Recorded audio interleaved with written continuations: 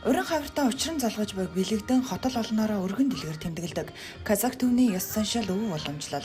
Үндэсний соёлын салшгүй хэсэг болсон Хаврын баяр буюу Наврын баяраа шарын голчууд тэмдэглэн өнгөрүүлж байна.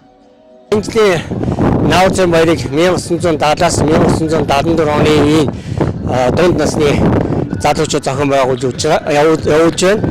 Энэ жилийн хувьд бол нийт үндэсний байгууллага нь 2010 онд олон улсын баярыг тунхассаны 15 жилийн ой болж байна. Онцлог нь бол 15 жил болж байгаа бас онцлог. Энэ өнөөдрийн Наврын баярд бол аймгийн удирдлууд улсын эрлэг гүшүүдийн хүндэтгэл үзүүлж бас их баярлж байна. Нийт дарханчууд болон нийт Казак иргэдэд Наврын баярын мэндийг хүргэе, сайхан баярлалаа гэж хэлмээр байна. За баярын үйл ажиллагааны үеэр улс аймаг орон нутгийн шагнал гардуулж Казак арт түмний зан заншил өв уламжлалыг харуулсан баярын тоглолт олон төрлийн тоглоом наадгаагаар үргэлжилж иргэд Казак үндэсний хувцаараа гойж эдийн ундааныхаа дийжиг хуваалцсан баярлаж байна. За энэ юм Шаранголд ажиллаж амьдарч байгаа нийт Казак хэрэгтэй Хаврын баяр, Наврын баярын мэндийг өргөн дэвшүүлье.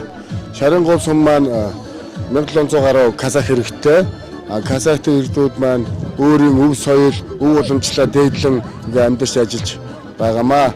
Өнөөдрийн арга хэмжээний хүрээнд Казак арт түмний дастархан буюу авах зүйлсээ хөндлөх ёс мөн баярын парад зэрэг үйл ажиллагаанууд байгаа.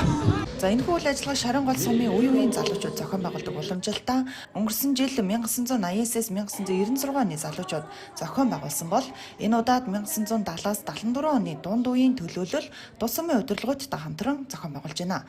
Шарангол суманд 1700 орчим Казак иргэд аж түрэн амьдран сууж байна. Ажилсаг хөдөлмөрч найрсаг Казак түмэндээ Хаврын баяр буюу Наврын баярын мэндийг дэвшүүлээ.